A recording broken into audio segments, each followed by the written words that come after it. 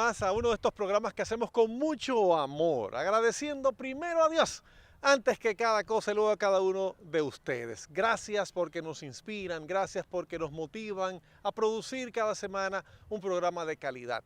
Bueno, en esta ocasión nos ven que estamos en una cancha de fútbol, una cancha muy peculiar, en un terreno que una vez fue de béisbol y que cambió completamente al fútbol por una historia que vamos a conocer en el día de hoy. El protagonista nació en Salcedo y lejos de ser un campesino que sembrara y cosechara frutas, este ha cosechado frutos sembrando en el fútbol. Vamos a conocer mucho de su historia, vamos a conocer por qué nosotros en Mister Deportes y en nuestros medios consideramos a Pascasio Mendoza como uno de los principales pioneros del fútbol en la República Dominicana. Hoy Pascasio tiene un nombre, hoy Pascasio tiene una trayectoria de respeto que conoceremos en este programa, en este lugar. Estamos en el Colegio de La Salle, donde el fútbol es el pan nuestro de cada día y Pascasio es el panadero.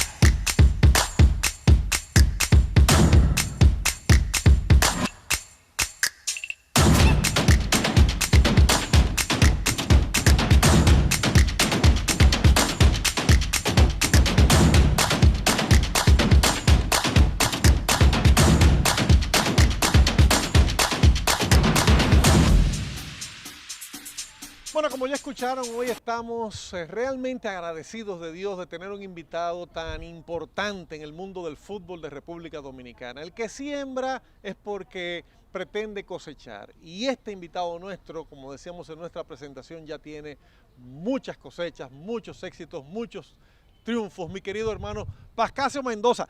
Machuca ahí, mi hermano. Gracias, Frank. Qué bueno que tú comienzas dando gracias a Dios. Eso es lo más importante, que le demos gracias a Dios por estar vivo y por la oportunidad que nos da de compartir en esta tierra. Así es. Pascasio, tú eres de Salcedo. Vamos a empezar hablando de tus orígenes. ¿De dónde vienes y qué trayectoria tienes ya en el fútbol? Empecemos cronológicamente. ¿De dónde vienes y cuándo comienzas tú a vincularte al fútbol? Bueno, yo vengo del barrio El Cementerio de Salcedo, cerca del parque, en la parte norte de Salcedo. Hay muchos barrios populares, Vietnam, El Matadero, San Antonio, y ahí está enclavado el cementerio viejo, es decir, el primer cementerio de Salcedo, y ahí nací yo. Y nos metimos en el fútbol como una coincidencia de vida, producto del Mundial de Argentina en 1978, que despertó la chispa del fútbol, porque en realidad en el barrio donde yo nací y en casi todos los barrios de Salcedo, uno crece de acuerdo a lo que hay de temporada. Entonces, casi siempre en enero, lo que estamos todos preparando es un disfraz para vestirnos de macarao en febrero. Cuando llega Semana Santa, todo el mundo anda viendo en la bomba gasolinera, donde cambian goma, donde uno consigue un tubo de camión, porque vamos para la playa, y entonces el tubo es para tirarse en la playa. Y lo mismo en el verano. Entonces, lo mismo pasaba con el deporte. Cuando llegaba la temporada de béisbol, todo el mundo quería estar jugando pelota. Yo casi no jugué pelota, fue el deporte que me llamó menos la atención. Me gusta la pelota ya después de viejo. Pero sí siempre he sido aguilucho desde chiquitico. Bueno, pues entonces yo realmente lo que practicaba era gimnasia. Ese era el deporte. Wow. Ese era el deporte número uno en Salcedo, en los barrios, gimnasia. Con tubo de camión inflado, a propósito del tubo de la playa, nosotros nos arriesgábamos, en cierta emplanada lo llenábamos de paja de arroz, como garantía de uno no tener ninguna lesión, y nosotros dábamos fly y mortales como si fuera una cama elástica, saltando desde el tubo, corríamos y saltábamos desde el tubo. Y bueno, pues para ese entonces la Federación Dominicana de Gimnasia la dirigía William Cos. Y entonces en una de esas visitas pues comenzó la gimnasia, llevaron a algunos especialistas que llegaron al país y nos metimos en gimnasia. Yo llegué a practicar gimnasia con Freddy Kenton, que tuvo un accidente en una cama elástica. Haciendo flip flag. Y en esa época yo me recuerdo que era carajito y para nosotros era un ídolo. Porque después de eso también nosotros sabíamos de los Kenton que cantaban. Bailaban. Y tuvo ese accidente. Y nosotros fuimos buenos en Salcedo, en gimnasia. Es decir, yo llegué a jugar, a participar en varias competiciones nacionales y llegué incluso a estar una vez en una preselección nacional de gimnasia. Después de eso yo combinaba la gimnasia con el baloncesto y ese pasó a ser mi segundo deporte. Yo participé en 3 convivios nacionales de mini baloncesto, que era lo último. Decir que tú vas a representar a la provincia era un palo. Y Santiago Disla Noel, de San José de Conuco, me vio tanto entusiasmo por el deporte y en especial por mi habilidad en la gimnasia y por el baloncesto, que siendo yo un carajito como de 14 años, después de haber pasado los convivios, fui el entrenador más joven que llevó un equipo de Salcedo a un convivio de minibásquet celebrado en Neiva y yo era el entrenador. Dios. Yo pasaba como un jugador cualquiera. ¿Pero qué edad tenías? Yo tenía como 13 años, 14 años. Yo había pasado ya el último año del minibásquet y entonces Noel, que confiaba mucho en mí, que me quería muchísimo, me dijo, ¿tú quieres ir para el convivio? Entonces yo me pegué como para ir, pero resultó que el entrenador, que era Osiris de Tenares, se tuvo que ausentar y me dejaron a mí y nos fue chéverísimo en Neiva en ese convivio. Pero espérate, porque me dijiste Mundial de Fútbol de 72. 78. 78. Argentina, 78. O sea, estamos hablando de que en este país no se transmitían los mundiales. No. ¿Y cómo te enamoraste de eso? Aquí había un programa español que tiraba chispas de fútbol que se llamaba 300 millones. Tenía una sección especial, pero justamente en 1978, Tony Carlos, que era presidente de la federación, hacía algo de fútbol, hacía unos resúmenes de fútbol. En especial transmitía el fútbol alemán, la Bundesliga. Y cuando apareció lo del Mundial de Argentina, que entonces hubo una algarabía con eso y le llegaban los reflejos, y nosotros llegamos, yo creo que aquí hubo algunos partidos de transmisión del Mundial de Argentina 78, explotó una fiebre y nos quedamos en el fútbol. Wow, oiga usted, yo recuerdo que yo conocí a Jorge Rolando Bauer en 1986, cuando México 86, que se le metió en la cabeza a él y a Eliseo Alba transmitir por Color Visión el Mundial de Fútbol y la gente decía, pero están locos. Ya Bauer venía haciendo algunas cositas en hoteles, en privado, pero nunca imaginé que un programa como 300 millones, que se llamaba así, porque ellos decían que tenían 300 millones de televidentes, se transmitía desde España y para a la época la innovación era que una cosa se viera en vivo desde tan lejos. Y ese programa tenía un segmento, yo recuerdo ese programa, creo que era en el Canal 7, antes llamado Raintel, que lo transmitían. Entonces, tú me estás diciendo que esas cositas, esas pequeñas cositas que tú veías del fútbol fueron lo que te enamoraron para este deporte. Despertaron en Salcedo. Y yo diría que a nivel nacional hubo, pero en Salcedo específicamente esa fue la clave. Ese chin de los domingos en 300 millones no nos lo perdíamos. Eran pequeñas cápsulas, pero uno estaba ahí esperando. ¿Pero y cómo lo practicabas entonces? Porque no, hasta un balón de fútbol debería ser difícil de conseguir. No, entonces resulta que en medio de eso se da que por primera vez a hacer un curso de entrenadores y nosotros participábamos simplemente como observadores porque eran adultos y nosotros nos pusimos a ver el curso y hay una anécdota muy importante que fue la que realmente marcó el inicio mío en el fútbol y es que yo estaba arriba de una mata de gina cuando Mójica estaba dando el curso y yo todos los días iba con un sudador largo, sin camisa y descalzo, que era como nosotros practicábamos gimnasia. Ese sudador no me lo apiaba. Y yo estaba arriba de la mata de gina cuando Mójica estaba tratando una situación en el curso para los entrenadores del fuera de juego. Y cuando él la explicaba y le preguntaba a los participantes, le llegó a preguntar a uno, a dos, y se equivocaron. Y yo de la mata de la gina le dije, yo sé cuál es el que está afuera. Y él me miró y le volvió a preguntarle y me mira y me dice, ¿cuál es? Le dije yo, aquel. Y le señalé y me dije, correcto, ese es el que está fuera de juego. Entonces él se queda mirándome, yo me sigo viendo mi curso, él sigue y él vuelve y pone otra jugada del saque de meta. Y él explicó, en ese entonces, me recuerdo, yo siendo un carajito, que si un jugador sacaba de meta y tiraba la pelota por afuera, era córner. Pero que si la tiraba por adentro de la portería, había otra situación. Y él le preguntó a todo el mundo cuál era la situación que había.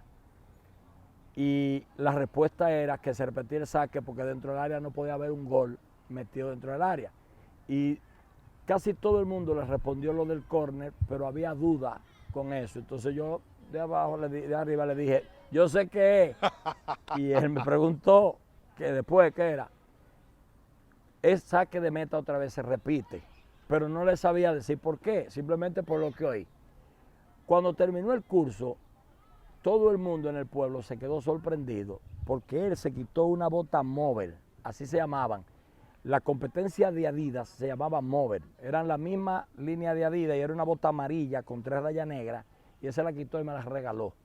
Y me dijo, este va a ser un gran futbolista. Las botas me quedaban grandísimas, pero eso yo le eché mano y eso representó en el pueblo, es decir, que yo era un tremendo, que yo era terrible. Entonces ahí yo cogí la pasión por el fútbol. Tenemos que irnos a la primera pausa. Ahora, dime la verdad, entre tú y yo, Pascasio, que casi nadie nos está viendo. Tú eras un muchacho inquieto, tú eras tremendo. Realmente tú eras terrible. Muy jodón, realmente sí.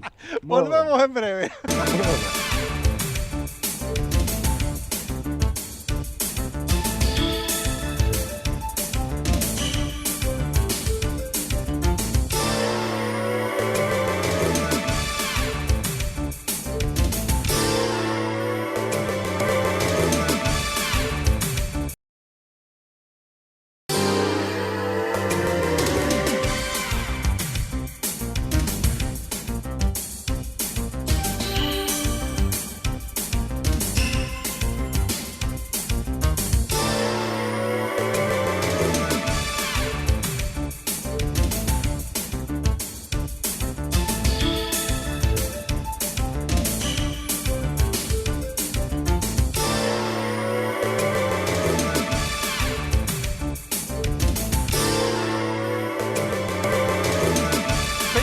Programa especial, usted ha estado viendo ahí unos niños jugar, porque es que estamos en la escuela de Pascasio Mendoza, aquí en el Colegio de La Salle, y como decíamos en la presentación, una de las tantas, porque este hombre que es de Salcedo ha sembrado también en su pueblo, y de eso vamos a hablar más adelante. Ahora, volvemos al punto cronológico donde nos quedamos. Fuiste la sensación del bloque, por llamarlo como dicen los muchachos de esta época, como niño, hablando de fútbol, metiéndote en una clase que no te tocaba, pero eso marcó tu vida, te dieron unas botas y de ahí en adelante empezaste a jugar fútbol, porque primero te destacas como jugador. Hablemos de esa etapa, me hablabas de preselección, hablemos de eso. Bueno, pues ahí yo me metí al fútbol y ya el fútbol era el deporte principal. Teníamos la ventaja de que a 2 esquinas de mi casa queda la escuela María Josefa Gómez, que era donde se jugaba fútbol porque el complejo no existía. El complejo de hoy día en Salcedo no existía. Se hizo para los Juegos Nacionales de San Francisco de Macorís en el 79, pero no estaba. En el 78 entonces comenzamos a jugar en la escuela pública, que está cerca de mi casa, y ahí comenzamos a patear pelota con un club que yo siempre honro, que se llamaba Club Infantil Pelé. Ese nombre se lo puso un doctor llamado Miguel García, que vive en Estados Unidos, y él era un loco del fútbol, aunque no jugaba fútbol. Y él creó el equipo y le puso Club Infantil Pelé.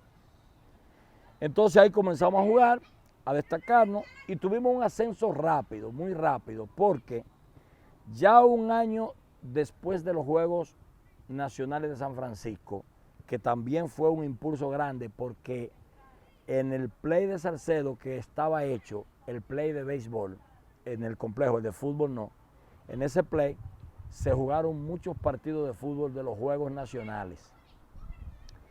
Y los partidos principales que vimos ahí eran los de Moca, que no era Moca, sino Cibao Central, que se llamaba Norcentral, porque los Juegos Nacionales en esa época estaba dividido en el nordeste, que era de Salcedo hasta Samaná, Norcentral, que eran La Vega, Moca, Santiago, el sur, San Cristóbal, el distrito y el este.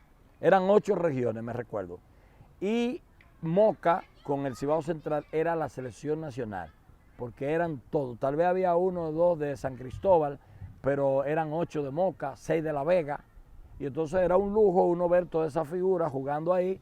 Eso también ayudó mucho al crecimiento y al despegue del fútbol, teniendo nosotros una figura que no se desarrolló futbolísticamente en Salcedo, pero que era Salcedo, Herminio Padrón, quien realmente se desarrolló en un principio en el Redford de San Cristóbal, porque era jodón igual que yo, y estuvo en el reformatorio, y después entonces pasó a Pucamaima, donde estudió y representó a ISA, que es el Instituto Superior de Agricultura, y a Pucamaima. Entonces nosotros veíamos ya un reflejo del patio, Padrón.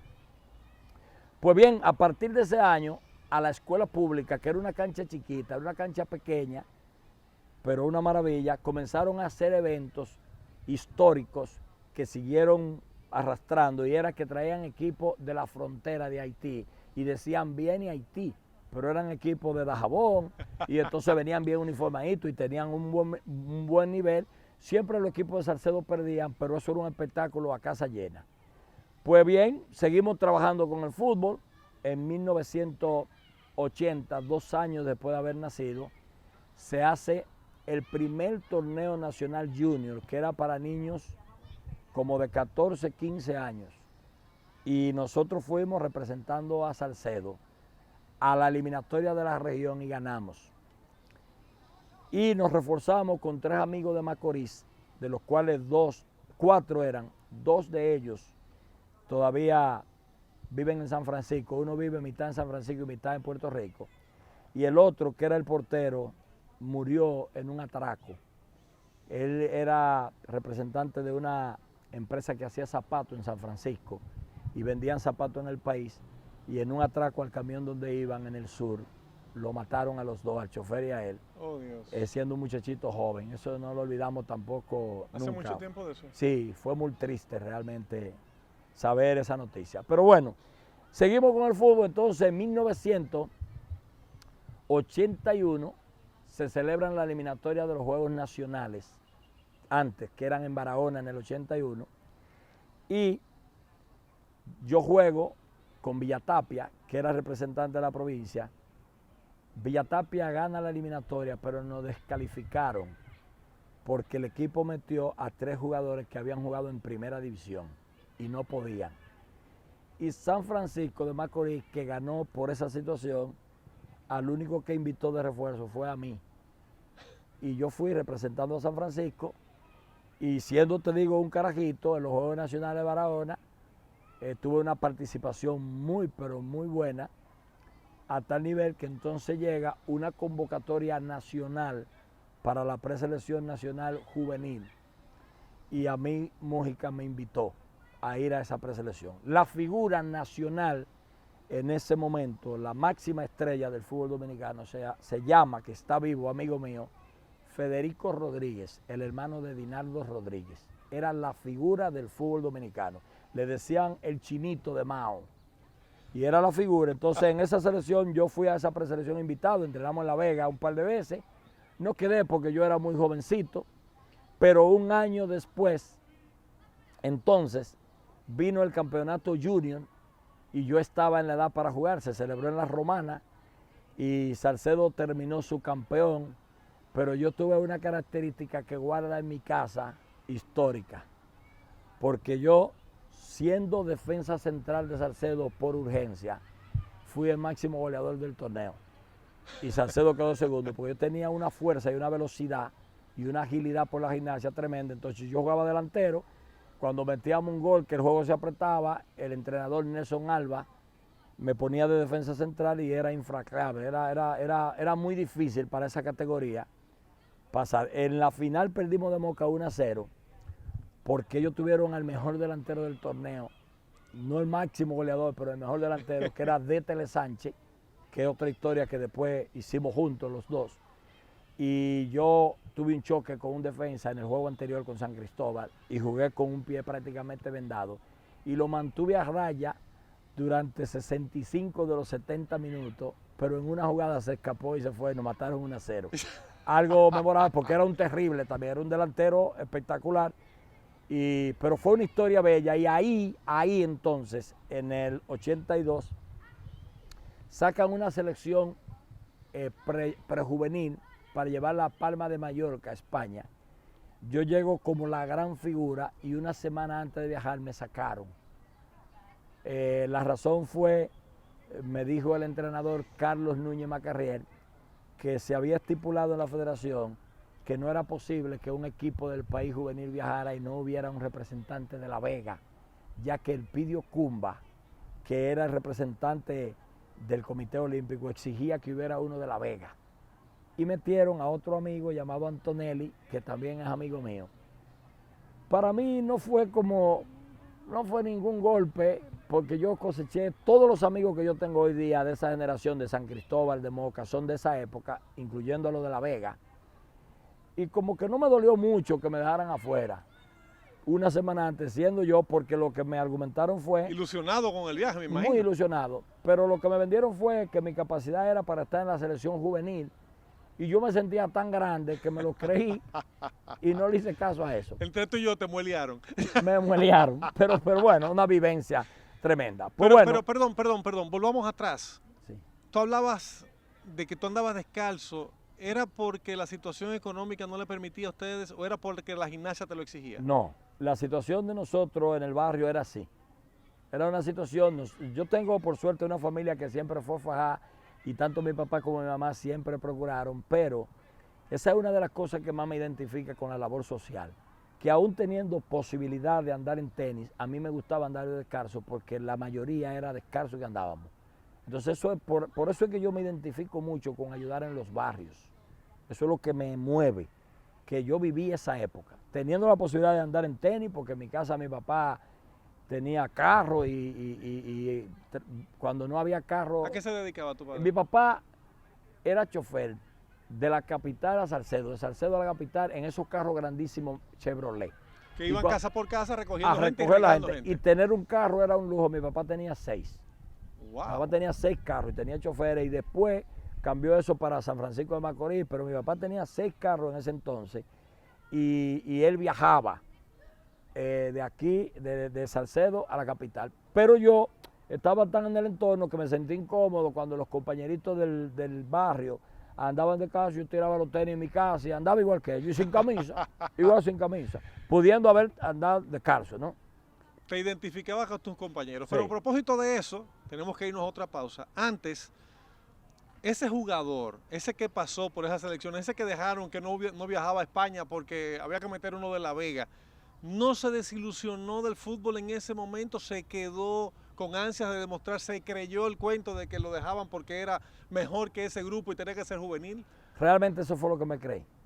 Lo que yo me creí en ese momento es que yo era mejor que ese grupo. Y lo cogí suave, no fue algo que me marcó como algo que más adelante sí me marcó. Que vamos a saber cuando regresemos de la pausa. Señores, a mí me pasa algo así. ¿Qué edad tú tenías en ese momento? Como 14 o 15 más Oiga o menos. usted Y yo recuerdo que venía del basquetbol. Con 14 años usted le dice, va para España a jugar, y una semana antes le dicen, no va. Es como para protestar. Volvemos en breve con esta interesante historia, la vida de Pascasio Mendoza, un hombre que ha sembrado fútbol y está cosechando fútbol.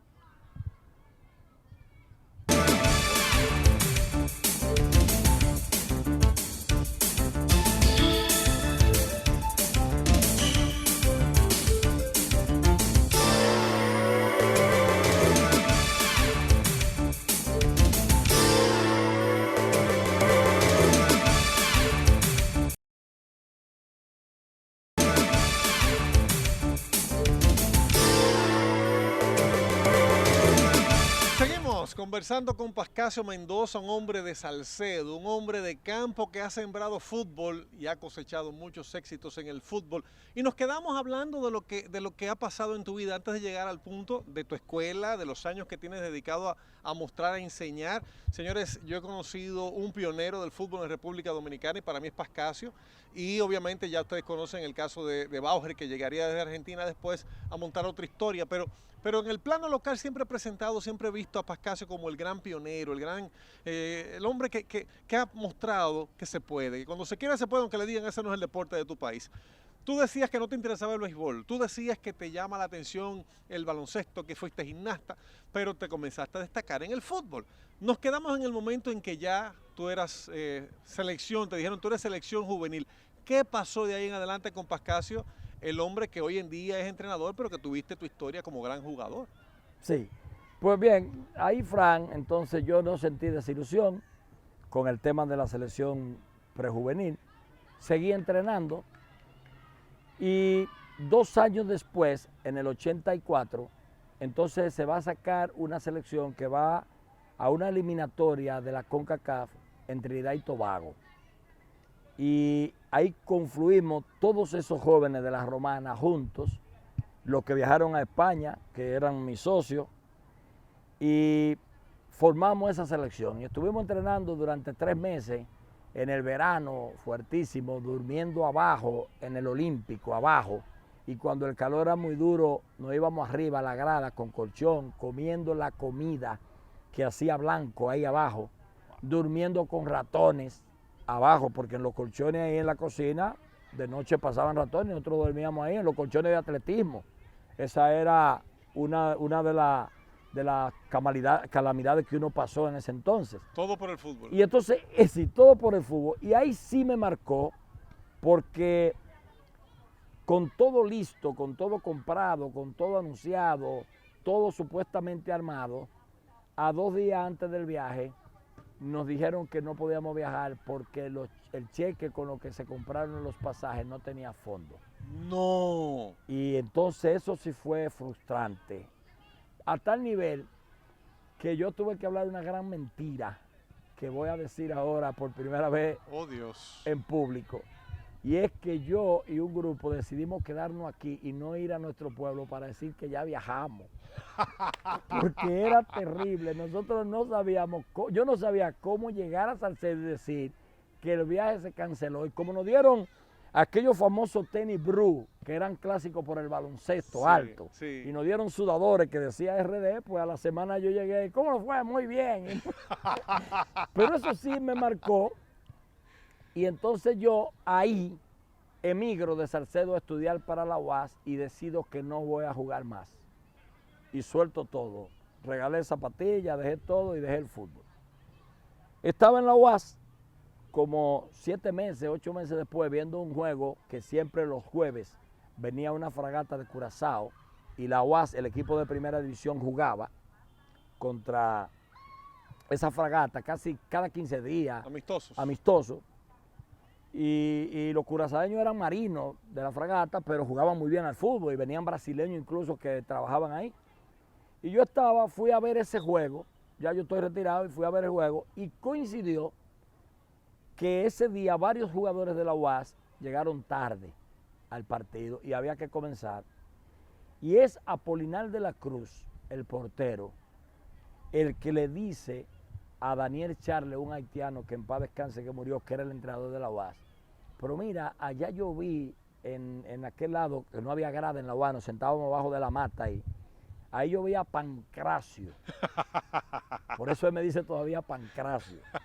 Y me dice, ahí yo vi a Pancracio, que jugó en la selección juvenil, vamos a invitarlo. Y se me acercaron y yo le dije que no, que yo ya no jugaba, que yo dejé eso, que yo tenía mucho, como 7 meses que no jugaba. No. Y acababan de llegar 2 jugadores, pero Daniel Charlie decidió no ponerlo a jugar.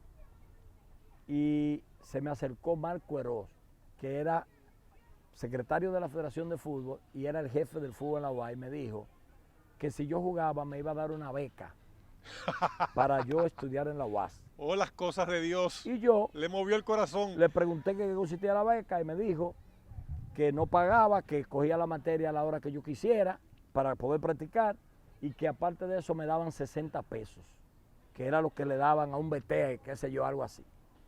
Pues bueno, pues yo me uniformé y estuve ahí en la banca, metieron los jugadores, yo me uniformé y estoy en la banca. Está el juego desarrollándose, pasa el primer tiempo, 0-0, en el segundo tiempo, Curazao mete un gol, se pone 1-0, avanza el juego, mete otro gol, se pone 2-0 y me meten, faltando como 15 minutos. Me metieron. En la primera pelota que yo toqué en el área, se puso el juego 2-1. 2-1. En la primera se le zafó a uno, me dio y se metió 2-1.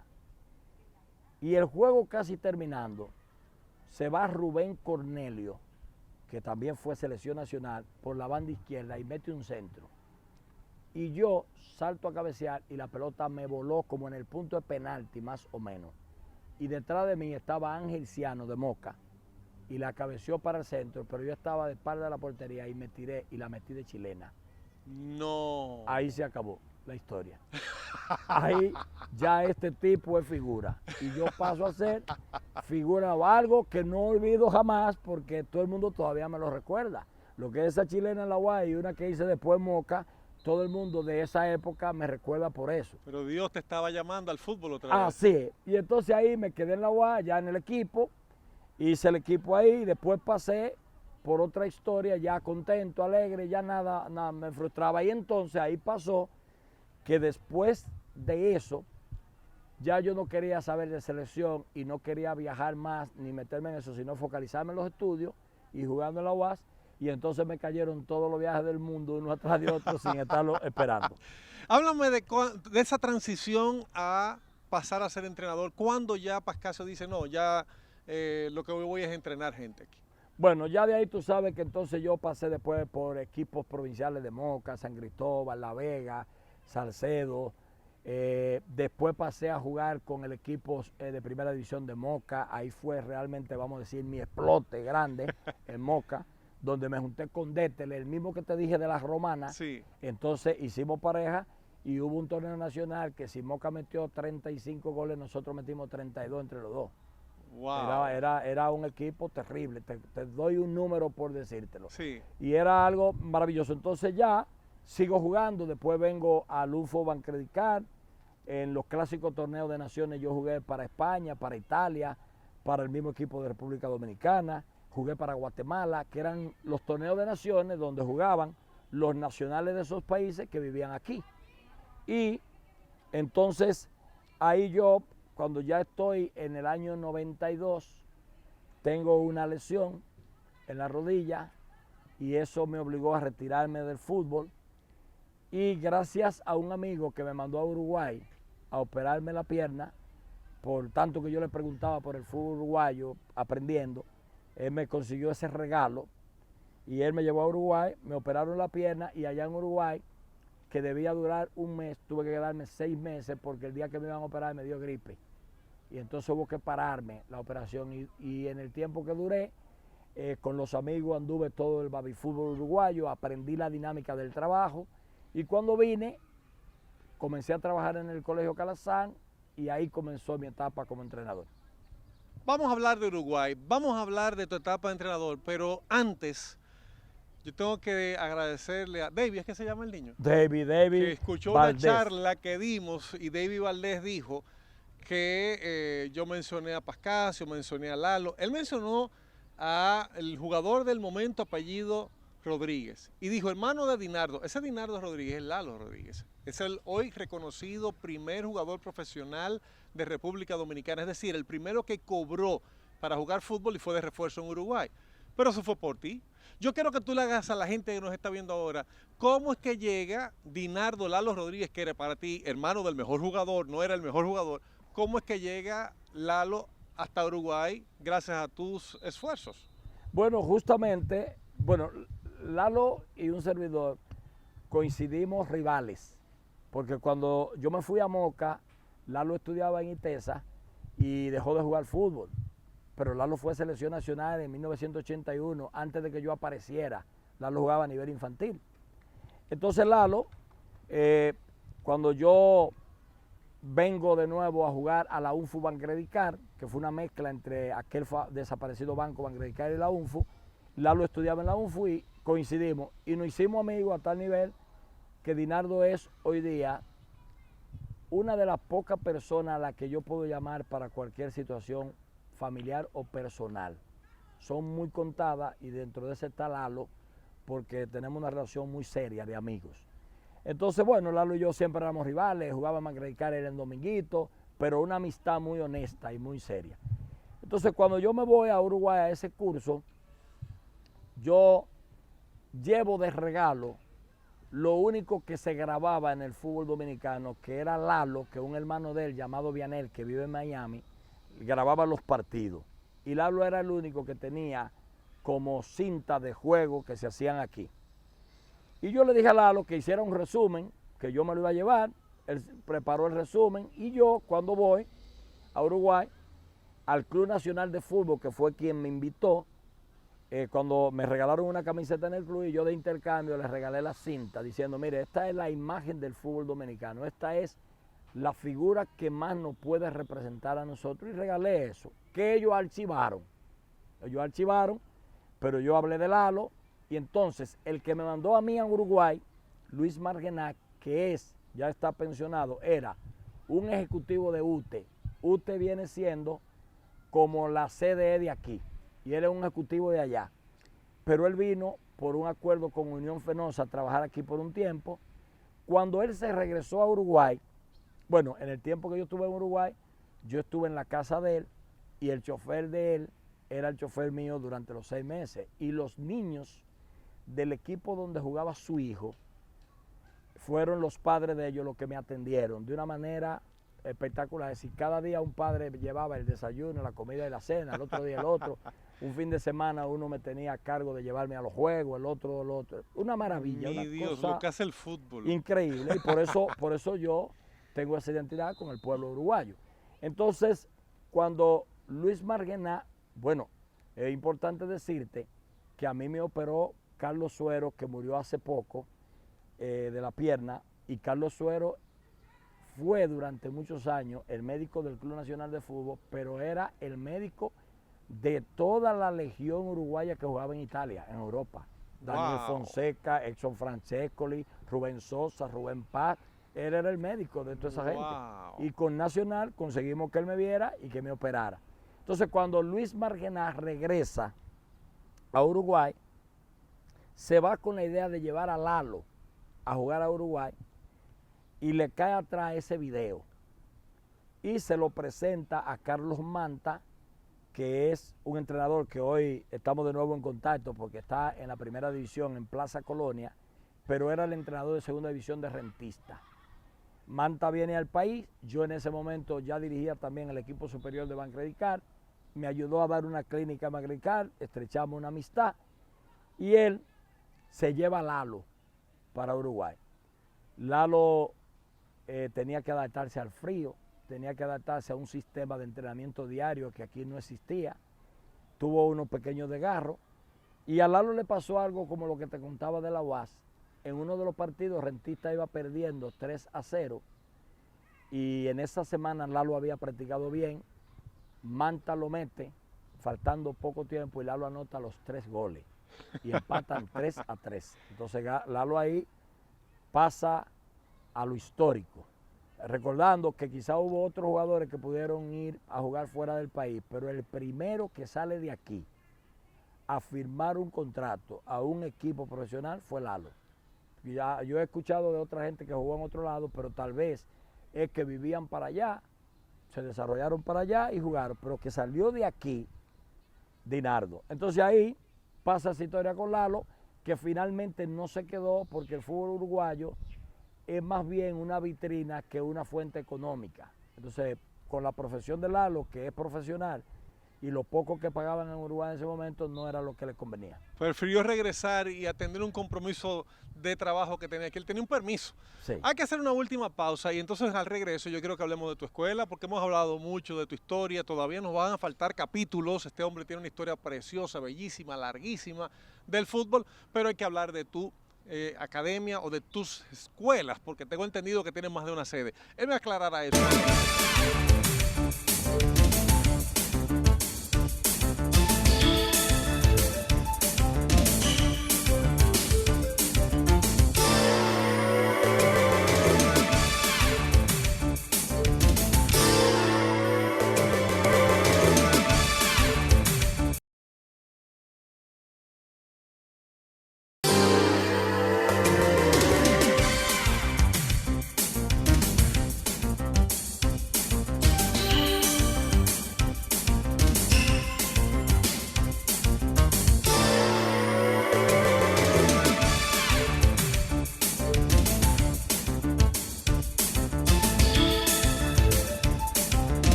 Que nos quedan rapidito con Pascasio, hablemos de tu escuela. Pascasio, gracias por este tiempo, gracias señor, este hombre ha apartado unos minutos para nosotros, porque es este programa que está aquí, la gloria sea de Dios, y tenemos los muchachos allá con los demás profesores. Aproximadamente cuántos muchachos, cuántos jóvenes han pasado por tus manos, no aquí ahora, sino en la historia de Pascasio Mendoza. Empecemos por decir, ¿cuántos años tienes tú como entrenador ya?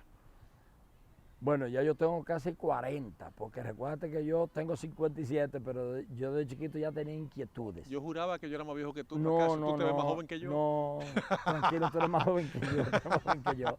Tú sabes que sí. Pues mira, Fran, realmente son muchos. A veces me saluda mucha gente que yo ni me acuerdo quién es y me recuerda que pasó por mi mano gente de trascendencia, de importancia, gente que ocupa puestos en empresa privada, en el sector público. Pero la verdad que la escuela nace en Uruguay con esa gira, ahí nace como un campamento de Pascasio. Lo que está pasando aquí ahora en un verano pasó en el Colegio Calazán y era tan atractivo el fútbol que habíamos desarrollado que el cura me dijo, hay que vincularlo al nombre tuyo. Entonces vamos a ponerle el campamento de Pascasio. En paz descanse el padre José Erazo, que fue el que me dio esa oportunidad, y el campamento fue un éxito. Campascasio se llamaba. Campamento de Pascasio. Es el padre Erazo quien un día me dice, ¿qué dice Campascasio? Y de ahí surgió la idea de que cuando naciera una escuela, que nació después, le pusiéramos Campascasio. ¿En qué año fue eso? En 1994 nace la escuela, la bautizamos el 12 de octubre, Día de la Raza, de 1994, es cuando por primera vez surge el nombre Campascasio. Recientemente me tocó dar una charla, agradecerle a la Liga Dominicana de Fútbol que nos invitara a hablarle a los juveniles de la imagen, de cómo deben preservar, cómo deben guardar su imagen como futbolista o simplemente como seres humanos. Y ahí hubo una cantidad enorme de muchachitos que participaron, de juveniles que participaron, que están en tus manos, que están desarrollándose como futbolistas gracias a ti. Ahora sí entremos en números locales. ¿Cuántos jóvenes o cuántos futbolistas hoy en día están en la escuela de Pascasio Mendoza? Mira, nosotros tenemos la escuela Campascasio que funciona aquí en La Salle.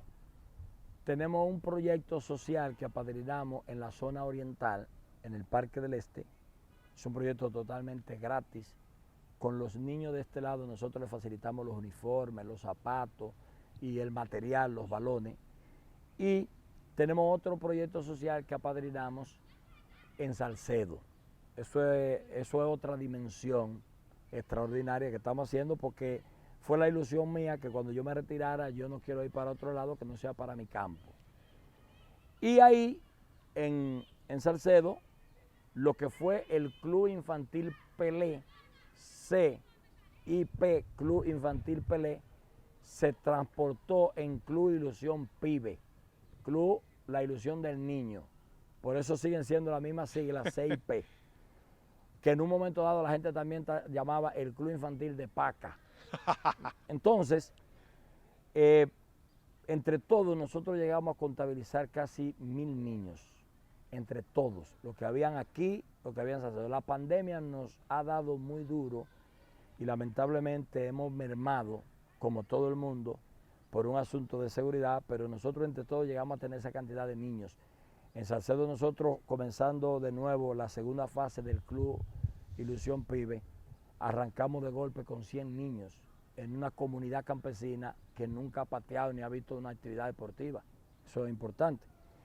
Y en el Parque del Este también un bastión de niños. Pero toma en cuenta también que hoy tuvimos un partido amistoso en la Escuela de Fútbol Infantil de San Isidro, que en la base aérea nosotros tomamos ese proyecto y lo hicimos. Y cuando yo salí de la base aérea se lo dejamos a los muchachos de allá, y hoy día Ángel Severino tiene la escuela más importante que hay en la zona oriental, con una enorme cantidad de niños y con un nivel competitivo extraordinario. Y eso fue producto también de ese afán.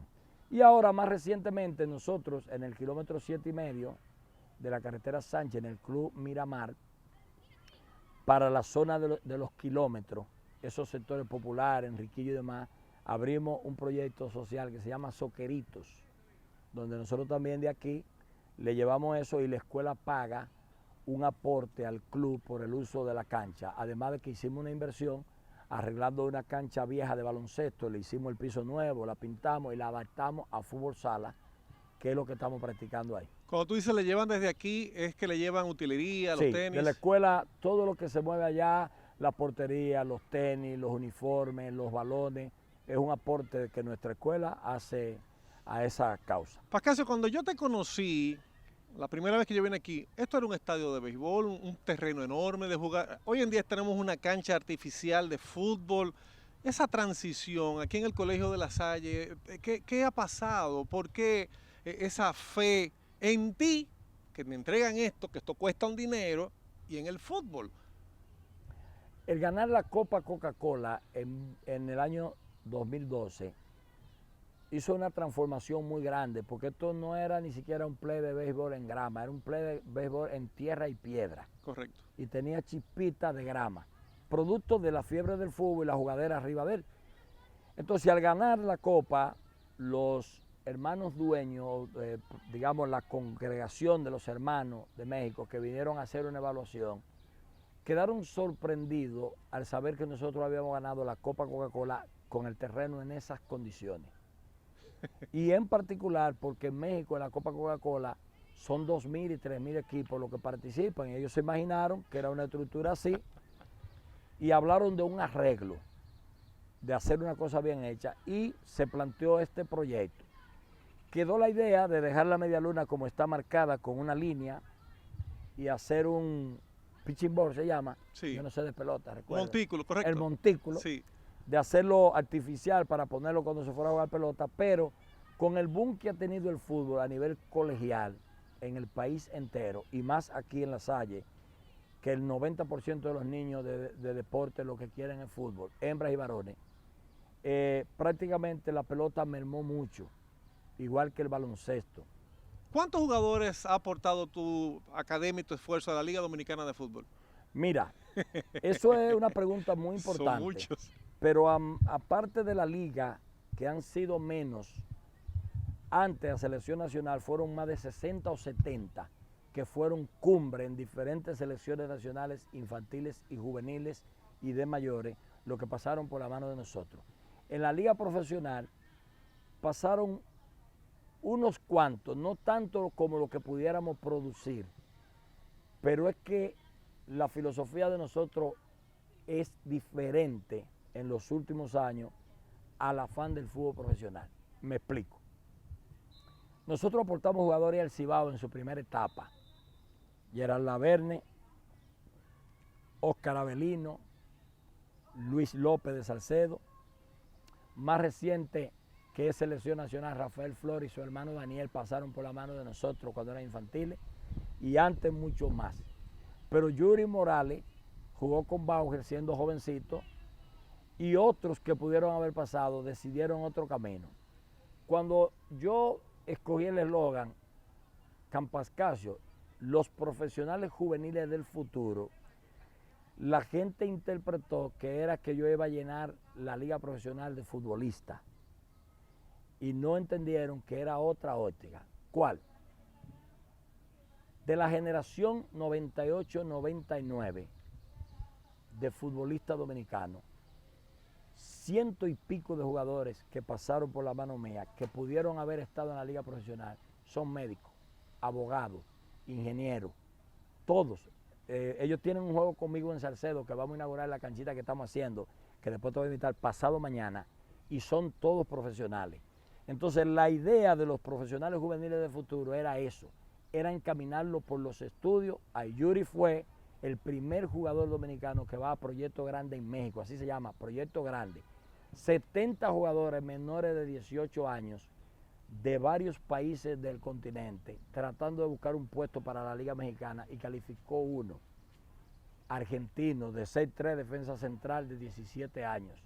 Y Yuri de ahí vino y me dijo, Paca, mire, usted tiene razón, nosotros tenemos que encaminarlo por los estudios, hacer una carrera profesional y dejar el fútbol para hobby. O sea, que lo que profesionales eran por los valores que les enseñaban. Por los valores y porque ya lo hicimos profesional en la carrera. Dios te bendiga, Pascasio. Gracias, Fran. Hermano. Gracias al programa. Yo te veo en alineación titular. Gracias. Te veo siempre también, veo la liga, veo todos los comentarios que tú haces en la liga profesional. Le doy mucho seguimiento a la liga, aunque voy poco a los estadios por la pandemia, pero no me pierdo una.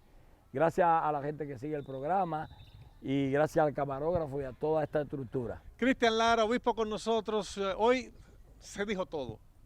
Con esas palabras de Pascasio me quiero ir, dándole gracias a ustedes y despidiéndome como siempre lo hago, pidiéndole a Dios que se manifieste. Que Dios les bendiga. Amén.